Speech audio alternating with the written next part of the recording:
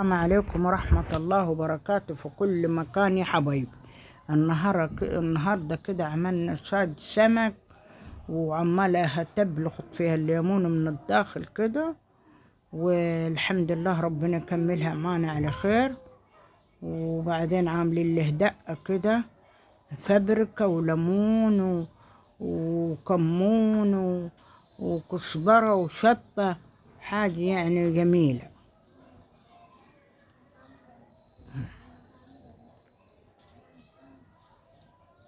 هاي يا حبايب عملناها كده، حطينا الليمون وبابريكا وكل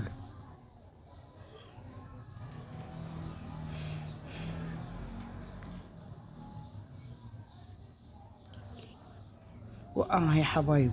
وبعدين عملت كده عشان خاطر ايه يشرب كده، نقطعه كده يعني بسيط يعني عشان يشرب ويبقى حلو كده، وليمون والتوابل والحمد لله والشكر لله.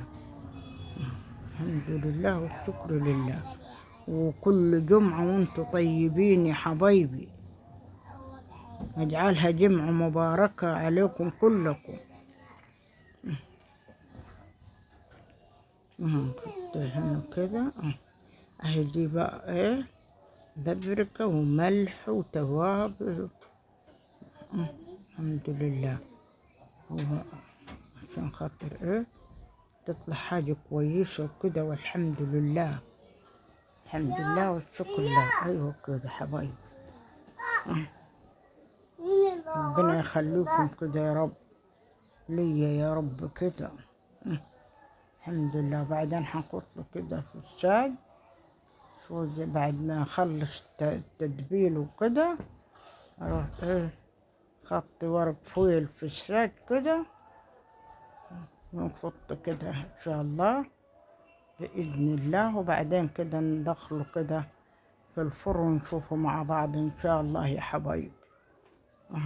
طب فيها زيت دي، وهنا ده توم، ويعني تمام التمام يعني. ساد سبحان الله كده يعني، متهيألي ما حدش عمله قبل كده يعني، حاجة جميلة جدا جدا جدا.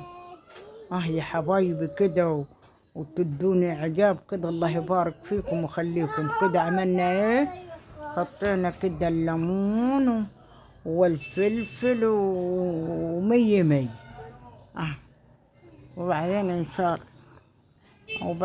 ان شاء الله حنحطه في الفرن. يا حبايبي في الفرن.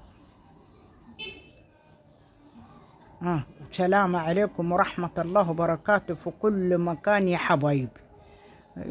كل جمعة وانتم طيبين ان شاء الله، ان احيانا الله بكرة تسمعون.